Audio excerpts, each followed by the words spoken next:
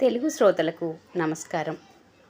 పుట్టుకతోనే గర్భసంచి లేని, కనీసం శారీరక సుఖమైన ఇవ్వలేని ఆమెను పెళ్ళయి పిల్లలు ఉన్న ఆ డాక్టర్ తనను పెళ్లి చేసుకోవటం వెనుకున్న అసలు నిజాన్ని తెలుసుకున్న ఆమె అతనికి ఎలాంటి షాక్ ఇచ్చింది, ఇంతకీ ఏమిటా నిజం, చివరికి ఏం జరిగింది అనేది ఈ కథ ద్వారా తెలుసుకుందాం.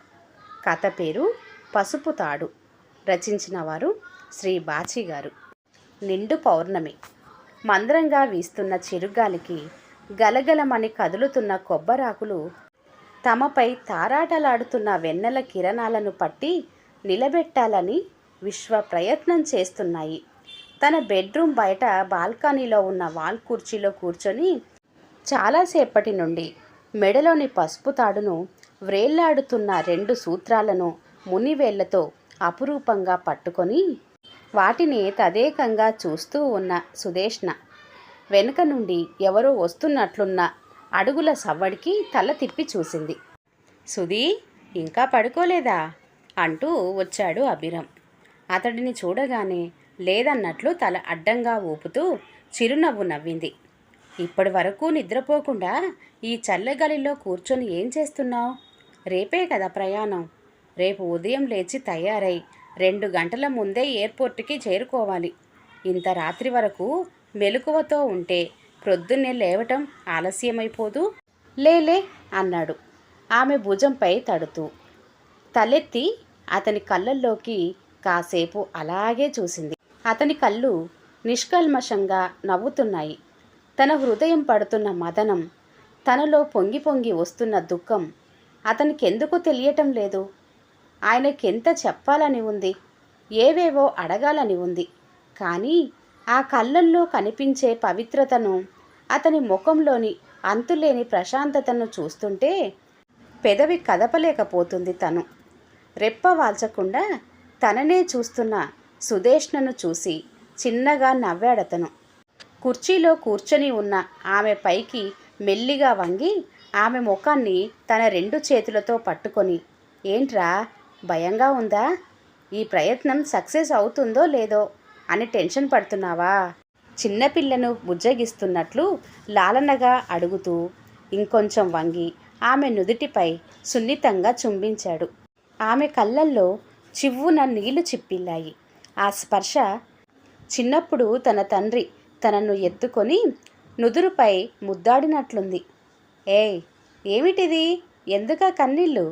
ఆమె చెంపలపైకి జారుతున్న కన్నీళ్లను తుడుస్తూ చెప్పాడు. పూణేలోని Galaxy Care chief doctor Malhotra and అతని టీం ఈ ఆపరేషన్ చేయటంలో సిద్ధహస్తులు. ఇప్పటి వరకు ఆబ్సెన్స్ ఆఫ్ యూటరస్ కేసెస్ చాలా అటెండ్ చేసి తన ఆపరేషన్స్ ద్వారా ఎందరికో స్త్రీత్వాన్ని, మాతృత్వాన్ని ప్రసాదించాడు. వైష్ణవి పంపిన నీ రిపోర్ట్స్ చూసి అవన్నీ పరీక్షించాకే నీకు యూటరస్ ట్రాన్స్ప్లాంటేషన్ చేయటానికి ఆయన ఒప్పుకున్నాడు. ముంబైలోని తన గర్భసంచిని నీకు ఇవ్వటానికి ఓ డోనర్ని కూడా డాక్టర్ సమీర్ ఏర్పాటు చేశారు. ఒకవేళ ఇది సక్సెస్ కాకపోయినా ప్రాబ్లం ఏమీ లేదు. నీకు కాబోయే భర్త సమీర్ చాలా మంచివాడు. వాస్తవానికి నువ్వు పిల్లలను కనాలనే నిబంధనలేమీ అతను పెట్టలేదు. నీ పరిస్థితి పూర్తిగా అవగాహన చేసుకున్నాకే నిన్ను పెళ్లి చేసుకోవటానికి ఒప్పుకున్నాడు. కాకపోతే ఇదంతా కేవలం నీ సంతృప్తి కోసమే. నువ్వు కోరుకున్నదే. నువ్వు బీడు నేలగా మిగిలిపోకూడదు. అందరు ఆడవాళ్ళలా సుక్షేత్రం అవ్వాలి. సమీర్ పేరెత్తగానే సుదేష్ణ ముఖంలో కదిలిన అసహన వీచిక అభిదృష్టిని దాటిపోలేదు. కుర్చీలోంచి లేచి నిల్చుంది సుదేష్ణ. ఆమె అయిష్టతను గమనించినట్లే నటిస్తూ, సరే, ఇవన్నీ మాట్లాడుకుంటూ కూర్చుంటే తెల్లారిపోతుంది. పద పద, ఆల్రెడీ వైష్ణవి నిద్రపోకుండా నా కోసం ఎదురు చూస్తుంటుంది అంటూ సుదేష్ణ భుజాలపై చేయి వేసి నడిపించుకుంటూ వెళ్ళి బెడ్ పైన పడుకోబెట్టి దుప్పటి కప్పాడు. గది బయటికి వెళ్ళి తలుపు దగ్గరగా వేస్తూ ఏదో గుర్తొచ్చినట్లు, ఓయ్, నా 2వ పెళ్ళామా, వెళ్ళేటప్పుడు నేను కట్టిన నా తాళి నాకిచ్చి వెళ్ళు. మళ్ళీ సమీర్కి ప్రాబ్లం అవుతుంది నవ్వాడు. అతను అన్న తీరుకు సుదేష్ణ కూడా ఫక్కున నవ్వేసింది. అమ్మయ్య, నవ్వింది నా రాక్షసి అంటూ తలుపు వేసేసి తన పడక గదిలోకి వెళ్ళిపోయాడు. గదిలో వైష్ణవి ఓ పక్కకి ఒత్తిగిలి నిద్రపోతుంది.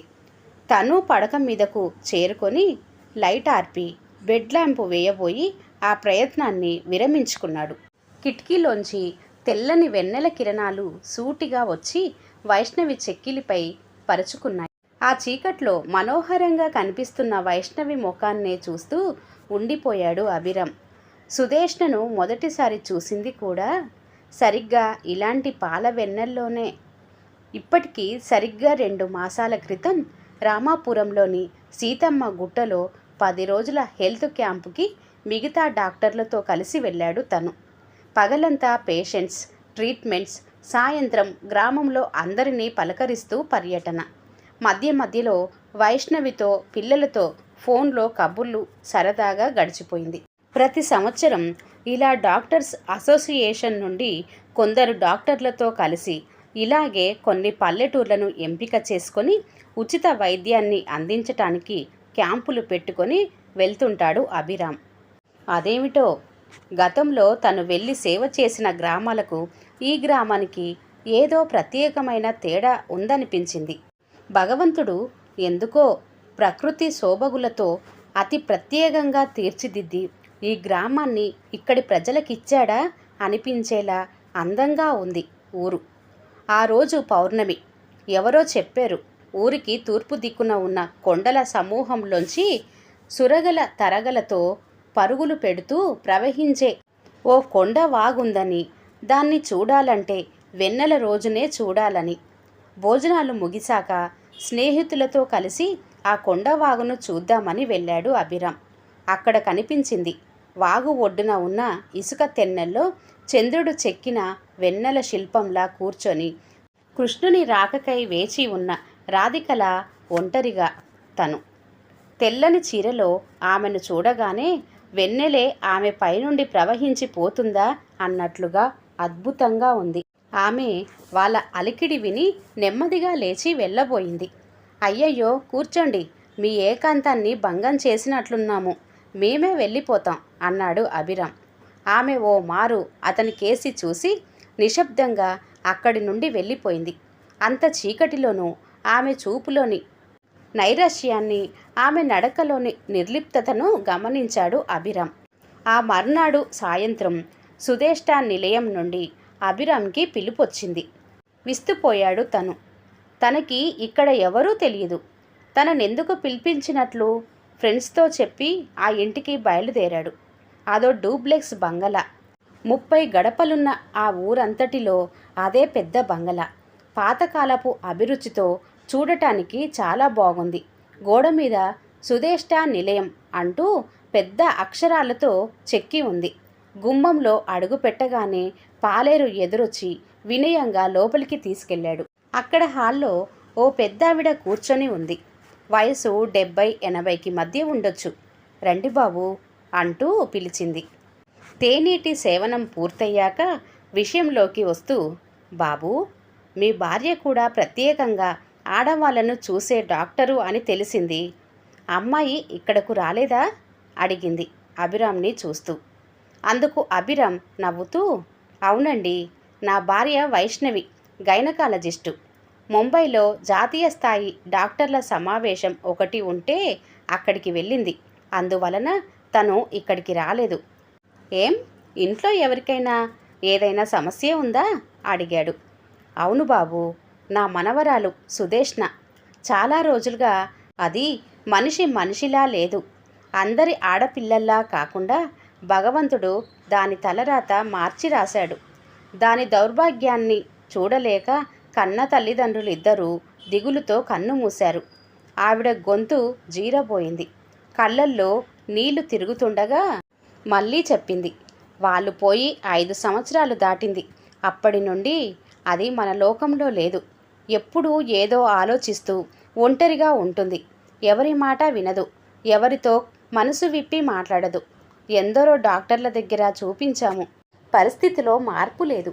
దాని తండ్రి దానికి రాసిచ్చిపోయిన పొలాలు, తోటలు ఎన్ని ఉంటే ఏం, ఎంతెంత ఆస్తిపాస్తులు ఉంటే ఏం, ఎంత పెద్ద చదువు చదివితేనేం, దాని మనసులో ఉన్న ఆ దిగులును తీసివేయలేనప్పుడు మధ్యలో కొంచెం ఊపిరి పీల్చుకొని చెప్పింది.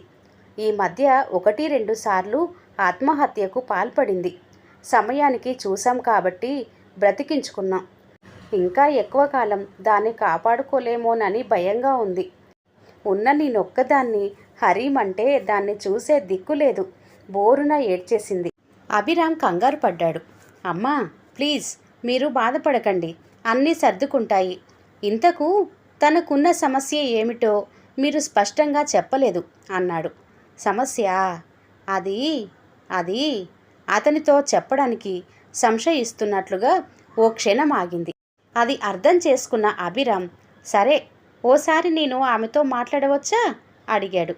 సరేనన్నట్లు తల ఊపిందామె కళ్ళు తుడుచుకుంటూ.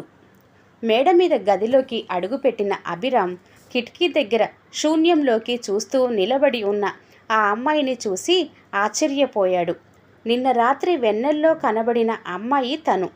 వయసు 22-23 ఉండొచ్చు.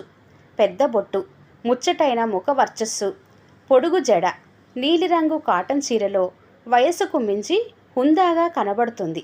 కానీ ఇంద్రధనస్సుల వంపు తిరిగిన ఆ కనుబొమ్మల కింద ఉన్న విశాలమైన ఆ కళ్ళే నిస్తేజంగా, నిరాసక్తిగా ధైర్యం కూడా కట్టుకొని ఉన్నాయి. ఆమె తనని చూడగానే, హాయ్ సుదేష్ణ గారు, బాగున్నారా? నవ్వుతూ పలకరించాడు అభిరామ్ తనదైన శైలిలో. నిన్న రాత్రి కొండవాగు దగ్గర మిమ్మల్ని డిస్టర్బ్ చేసినందుకు నా మీద కోపమేమీ రాలేదు కదా? క్యాజువల్గా అడిగినట్లు అడిగాడు. తను మౌనంగా తల వంచుకొని నిలబడింది. ఓకే, మీకు కొంచెం సుస్థిగా ఉందని మీ బామ్మగారు చెప్పారు. ఒకసారి ఇలా వచ్చి కూర్చుంటే చెక్ చేసి వెళ్తాను అన్నాడు అక్కడ ఉన్న సోఫాలో కూర్చుంటూ. ఏమనుకుందో అక్కడి నుండి కదిలి వచ్చి అతని ఎదురుగా ఉన్న కుర్చీలో కూర్చుంది సుదేష్ణ. ఆమె చేతిని తీసుకొని నాడీ చెక్ చేస్తూ, ఏమిటి ప్రాబ్లం, జ్వరమా అని అడిగాడు. కాదు, అబ్జెన్స్ ఆఫ్ యూట్రస్, గర్భసంచి లేకుండానే పుట్టాను. ఆకారానికే తప్ప వివాహానికి మాతృత్వానికి పనికిరాను చెప్పింది నేలను చూస్తూ. ఉలిక్కి పడ్డాడు అభిరామ్.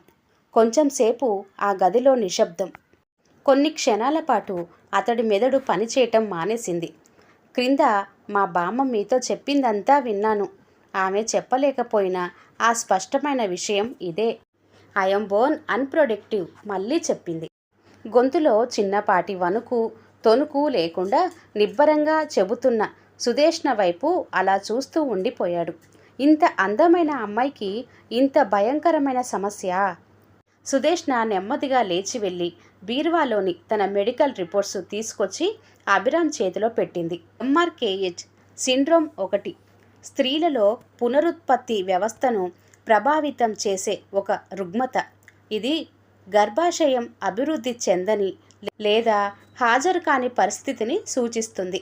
వయసుతో పాటు పెరగవలసిన శరీరంలోని అన్ని భాగాలు నార్మల్గానే అభివృద్ధి చెందినా లైంగిక వాంఛలు తక్కువ లేదా పూర్తిగా ఉండకపోవచ్చు. ఋతుస్రావం, గర్భధారణ అనేవి జరగవు. స్త్రీ అంటేనే అమ్మ. ఆ అమ్మతనమే తనలో లేదనే చేదు నిజం స్త్రీ మనసు మీద విపరీతమైన దుష్ప్రభావాన్ని చూపిస్తుంది. తను ఒక మగాడికి భార్య కాలేనని, సమాజంలో ఒక తల్లిని కాలేనని తెలిసినప్పుడు స్త్రీలు పొందే ఆత్మాన్యూన్యత వారిని పిచ్చివారిగా మార్చడమో, తీవ్రమైన డిప్రెషన్కి గురిచేసి ఆత్మహత్యకు ప్రేరేపించడమో జరుగుతుంది. వివాహమై గొడ్రాలిగా పిలిపించుకోవటం వివాహితల సమస్య అయితే అసలు వివాహానికే పనికి రాకపోవటం అనేది ఈ తరహా అవివాహితలు అనుభవించే సమస్య. ప్రస్తుతం సుదేష్ణ కూడా అదే స్థితిలో ఉందని అభిరామ్కి అర్థమైంది. కానీ ఆమెను కన్విన్స్ చేయటానికి అతని దగ్గర మాటలు లేవు. కానీ ఆమెకు ఏదో ఒకటి చెప్పాలి. అప్పటి వరకు ఎవరికి రెస్పాండ్ కాని వ్యక్తి తనకు పాజిటివ్గా రెస్పాండ్ అవటం ఓ రకంగా తన కౌన్సిలింగ్ ప్రారంభించటానికి ఓ అవకాశం ఇచ్చినట్లే అయ్యింది. రిపోర్టులు పక్కకు పెట్టి అడిగాడు, మీకు ఈ పరిస్థితి గురించి ఇంత వివరంగా తెలిసినప్పుడు, ఇదే జీవితమని అర్థమైపోయినప్పుడు ఇంకా బాధపడటం ఎందుకు? మీ చేతుల్లో లేని దానికోసం మీరేం చేయగలరు అయినా వైద్య రంగం ఇప్పుడు బాగా అభివృద్ధి చెందింది. ఈరోజు అసాధ్యమైనది ఇంకొన్ని సంవత్సరాలకైనా సుసాధ్యం అవ్వచ్చు. ప్రస్తుతం మీ రిపోర్ట్స్ సూచిస్తున్న ఈ రుగ్మత ప్రాణాంతక వ్యాధి కాదు కదా. జీవితపు చివరి క్షణాల్లో ఉన్న వారు కూడా వాళ్లకు మిగిలి ఉన్న ఆ కొద్ది రోజులను చేజార్చుకోకూడదని తపన పడుతున్న ఈ రోజుల్లో మీరెందుకు డిప్రెషన్కి లోనవుతున్నారు? చెబుతున్నది ఒక్క క్షణం ఆపి ఆమె వంక చూశాడు. ఆమె తన మాటలు వింటుందని నమ్మకం కలిగాక మళ్ళీ కొనసాగించాడు. జీవితం మనకు భగవంతుడిచ్చిన వరం. మీ సమయాన్ని, ఆలోచనలను ఈ సమస్య నుండి మళ్లించండి. వేరే సామాజిక సేవలపై మీ దృష్టిని నిలపండి. అప్పుడు మీ ఒంటరితనాన్ని మీరు పూర్తిగా మరచిపోగలరు. మీ జీవితానికి మీరే సార్థకతను చేకూర్చుకోగలరు. ఇంకేదో చెప్పబోయాడు. హఠాత్తుగా అతని మాటలకు అడ్డు తగులుతూ, ఇప్పుడు నన్నేం చేయమంటారు డాక్టర్ గారు? సన్యసించి ప్రజలకు ముక్తిని బోధించాలా? సంఘసేవ చేస్తూ మరో మదర్ తెరీసాను కావాలా? నాతోటి ఆడవాళ్ళంతా పెళ్ళిళ్ళు చేసుకుని భర్త పిల్లలతో హాయిగా కాపురాలు చేసుకుంటుంటే నేను మాత్రం సమాజ సేవ చేస్తూ దేశాన్ని ఉద్ధరిస్తూ ఓ సంఘ సంస్కర్తగా పేరు ప్రఖ్యాతులు సంపాదించుకొని వీధి వీధిలో నా శిలా విగ్రహాలు పెట్టించుకోవాలా? సూటిగా అడిగింది. అప్పటి వరకు మౌనంగా నెమ్మదిగా కనిపించిన ఆమె ఒక్కసారిగా తలెత్తి అలా ప్రశ్నిస్తుందని అభిరామ్ ఊహించలేదు. తన తప్పేమిటో అతనికి అర్థమైంది. ఇప్పటి వరకు అందరూ ఇలాంటి మాటలే చెప్పి చెప్పి విసుగెత్తించి ఉంటారు. ఆ మాటలకు తానెంత విరక్తి చెందిందో ఆమె అతడిని ప్రశ్నించిన విధానమే చెబుతుంది. చివరికి తను కూడా అలాగే చెప్పడానికి ప్రయత్నించాడు. తిరిగి సుదేష్నే మాట్లాడింది. నేను ఇలాంటి జీవితాన్ని కోరుకోలేదు డాక్టర్ గారు. నాకు అలా మోడులా బ్రతకాలని లేదు. అందరూ ఆడవాళ్ళలాగే నాకు వివాహం చేసుకోవాలని ఉంది. నేను ఒక గృహిణిలా జీవించాలని ఉంది. పిల్లలకు తల్లిని కావాలని ఉంది. వారి నీడలో నా శేష జీవితం గడిపేయాలని ఉంది. ఈ ఊరికింకా నేనో బీడునని తెలియదు. బయటకు వెళ్ళినప్పుడు ఇంకెప్పుడు తల్లి అంటూ ప్రశ్నించే ఊరి వాళ్ళ పలకరింపులు ఇంకా పెళ్లి కాలేదా అన్నట్లు మెడలో పసుపు తాడును, కాళ్ళ వ్రేళ్లకు మెట్టలను వెతికే కొత్తవారి సూదుల్లాంటి చూపులు. తల్లి తండ్రి లేరు, ఇంకెవరు తీసుకుంటారామె బాధ్యత అంటూ పలికే జాలి మాటలు భరించటం నా వల్ల కావటం లేదు. నాది స్వార్థమే అని నాకు తెలుసు. కానీ నేను పుట్టి పెరిగిన ఈ పరిస్థితులలో, నేనుంటున్న ఈ గ్రామం పరిధిలో నా జీవితం గురించి ఇలా ఆలోచించటమే నాకు తెలుసు. స్త్రీగా ఇది నాకున్న హక్కు. నా హక్కును నిర్దాక్షిణ్యంగా కాలరాయటానికి ఆ భగవంతుడికి కూడా అధికారం లేదు. అందుకే నేను కోరుకున్న జీవితం నాకు లభించినప్పుడు నాకు దొరికిన ఈ నచ్చని జీవితం నాకొద్దు స్థిరంగా చెప్పింది. ఆమె మాటల్లో వాస్తవం ఉంది. కానీ పరిష్కారం మరణాన్నే ఆశ్రయించటం అతనికి నచ్చలేదు. వివాహం పెద్ద సమస్యే కాదు సుదేష్ణ గారు. మీ పరిస్థితి తెలిసి మిమ్మల్ని అర్థం చేసుకున్న వారెవరైనా తప్పక వస్తారు. మిమ్మల్ని పెళ్లాడతారు. కాకపోతే సమయం కోసం నిరీక్షించాలి. అంతేకాని అర్ధాంతరంగా జీవితాన్ని ముగించుకోకూడదు. అది పిరికి వాళ్ళ చర్య. ఆమె కళ్ళల్లోంచి నీళ్లు జలజలా రాలాయి. ఎవరొస్తారు? ఎప్పుడొస్తారు? నా గురించి ఎప్పటికీ అర్థం చేసుకుంటారు? అలా ఎంతకాలం ఎదురు చూడాలి? సిగ్గు విడిచి కనిపించిన ప్రతి మగవాడి ముందు చేయి చాచి నాకు జీవితాన్నిమ్మని ఎలా అడుక్కోవాలి? అయినా ఫలించని గొడ్డుమోతు చెట్టును ఇంటి వాకిట్లోనే ఉంచుకోలేము.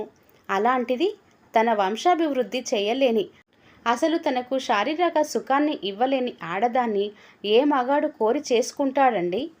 ముఖాన్ని రెండు అరచేతుల్లో దాచుకొని వెక్కి వెక్కి ఏడవసాగింది. అభిరామ్ హృదయం కదిలిపోయింది. ఆమెను చూస్తూ అనునయంగా అన్నాడు, పెళ్ళంటే ఆ రెండు మాత్రమే అనుకోవటం తప్పు. మనసును ఇష్టపడి చేసుకునే మగాళ్ళున్నారు ఈ ప్రపంచంలో. చివ్వున తల ఎత్తింది. ఆమె కళ్ళల్లో ఒక విధమైన ఉక్రోషం. ఎవరున్నారు డాక్టర్ గారు? ఒక్కరిని చూపించండి. పోనీ ఇది చెప్పండి, అతనికి భార్య ఉన్నా పర్వాలేదు. అతని కుటుంబంలో భాగస్వామ్యాన్ని అడగను. అతని ఆస్తిలో చిల్లి గవ్వ నాకక్కర్లేదు.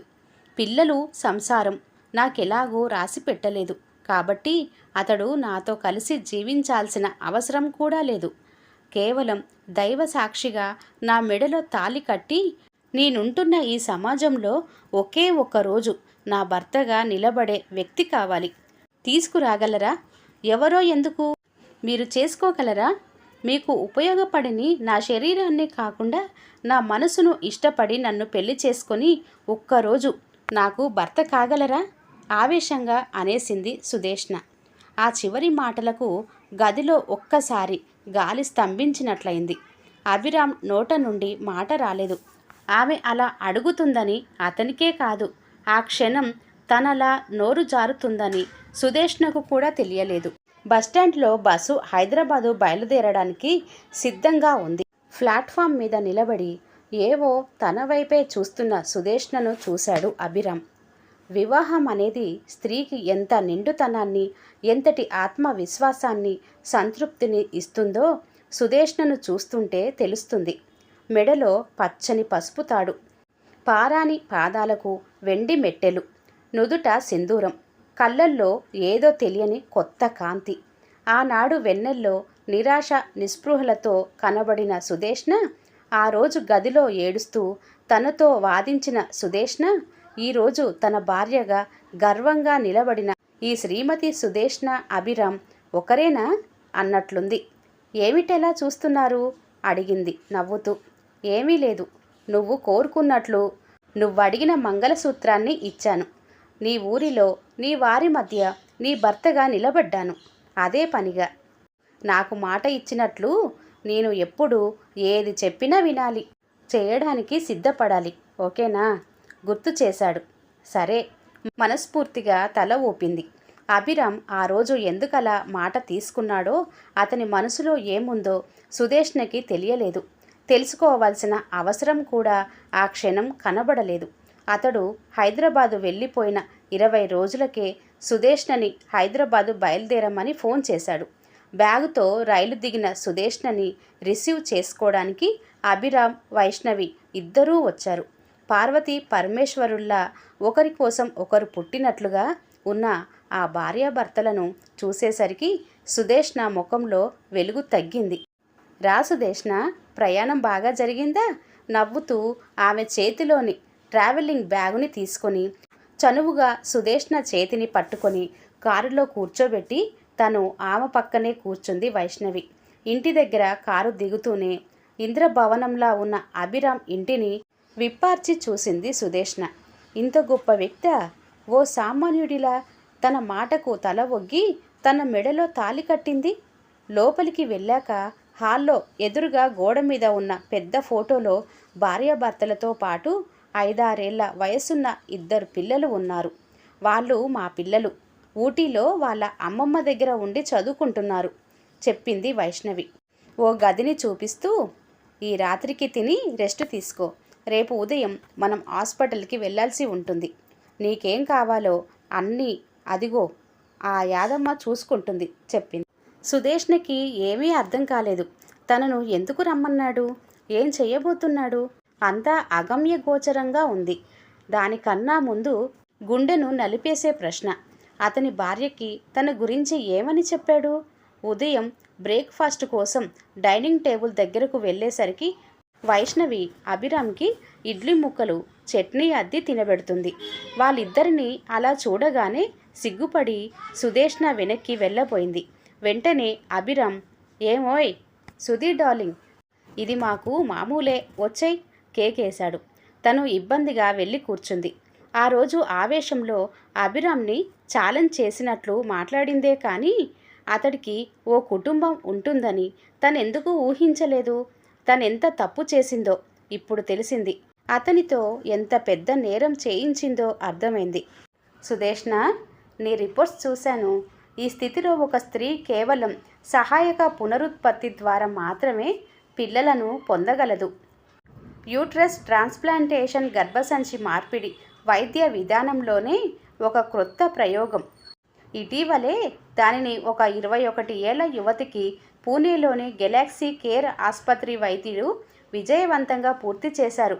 గర్భసంచిని స్వీకరించిన మహిళ గర్భం దాల్చాలంటే ఏడాది పాటు వేచి ఉండాలి. అప్పట్లోగా ఆమె శరీరం నూతన గర్భాశయానికి అలవాటు పడుతుంది. కోరుకున్న సంఖ్యలో పిల్లలు పుట్టిన తర్వాత గ్రహీతల శరీరం నుంచి గర్భాశయాన్ని తొలగిస్తారు. గర్భసంచి లేకుండా సంబంధిత వ్యాధులతో బాధపడుతున్న మహిళలు ప్రపంచవ్యాప్తంగా దాదాపు 15 లక్షల మంది ఉన్నట్లు ఓ అంచనా. వాళ్ళందరికీ ఈ గర్భసంచి మార్పిడి ఓ వరం లాంటిది. ఆ తరహా ఆపరేషన్కు తాము సిద్ధమని 21 మంది మహిళలు పూణే ఆసుపత్రిలో రిజిస్టర్ చేయించుకోవటం గొప్ప విషయం. ఈ గర్భసంచి మార్పిడికి నీ హెల్త్ కండిషన్ సపోర్టు చేస్తుంది. నీ విషయం పూణే డాక్టర్లతో మాట్లాడాము. ఈరోజు కొన్ని టెస్టులు చేసి పూణేకి పంపించాలి. ఆ తర్వాత కొన్ని రోజులు నిన్ను అబ్జర్వేషన్లో ఉంచాలి. కాబట్టి మీ బామ్మగారికి ఫోన్ చేసి ఓ నెల రోజుల వరకు రానని చెప్పేసి రెడీ అయిపో, హాస్పిటల్కి వెళ్దాం చెప్పింది వైష్ణవి. అయోమయంగా అభి వంక చూసింది సుదేష్ణ. ఒక చిన్న చిరునవ్వు నవ్వి లేచి తన గదిలోకి వెళ్ళిపోయాడు. టెస్టులు ముగిశాయి. పూణేకి పంపించటం జరిగింది. సమీర్ అనే డాక్టర్ తన కోసం ప్రత్యేకంగా వచ్చాడు. ఎందుకో అతను కేవలం ట్రీట్మెంట్ కోసం రాలేదని వాళ్ళ మాటల్లో అర్థమైంది. తనకు సంబంధం లేకుండానే, తన ఇష్టాలతో ప్రమేయం లేకుండానే, తననేమీ అడగకుండానే ఇక్కడ ఏవేవో జరిగిపోతున్నాయి. ఇదంతా ఎందుకని? అభిని ఒంటరిగా కలిసి అడిగే అవకాశం దొరకటం లేదు. అతడితో మాట్లాడడానికి కూడా సంశయంగా ఉంది. వైష్ణవి చూస్తే ఎక్కడ అపార్థం చేసుకుంటుందో అని. ఎలాగోలా ఆ రాత్రి బాల్కనీలో ఒంటరిగా కూర్చొని ఏదో బుక్ చదువుకుంటున్న అభి దగ్గరకు వెళ్ళి అడిగాను, అసలేం జరుగుతుంది? నాకిప్పుడు ఈ ఆపరేషన్ ఎందుకు? నేను అడిగానా? అభి నవ్వి చనువుగా ఆమె 2 చేతులు పట్టుకొని ఎదురుగా కుర్చీలో కూర్చోబెట్టి చెప్పాడు. ఆ రోజు నేనేం చెబితే అది వింటాను, ఏం చేయడానికైనా సిద్ధంగా ఉంటానన్నావు. అవునన్నట్లుగా చూసింది సుదేష్ణ. చొరవగా ఆమె మెడలోని తాళిని తన చేతుల్లోకి తీసుకొని చెప్పాడు. నా భార్య బ్రతికే ఉండగా ఆమెను మోసగించి, చట్టాన్ని వ్యతిరేకించి, నా పరువు ప్రతిష్టలు ఫలంగా పెట్టి ఈ మంగళసూత్రాన్ని ఆ రోజు నీ మెడలో ఎందుకు కట్టానో తెలుసా? ఆ రోజు నువ్వు వేసిన ప్రశ్నలకు పౌరుషంగా సమాధానం ఇవ్వాలని కాదు, మగవాడికి స్త్రీ శరీరం మాత్రమే కావాలని నీ అపోహను తొలగించాలని. అంతేకాదు, ఈ హక్కుతో నువ్వు పొందలేకపోయిన నీ జీవితాన్ని, నువ్వు శాశ్వతంగా కోల్పోయిన నీ భవిష్యత్తును నీకు తిరిగి ఇవ్వాలని.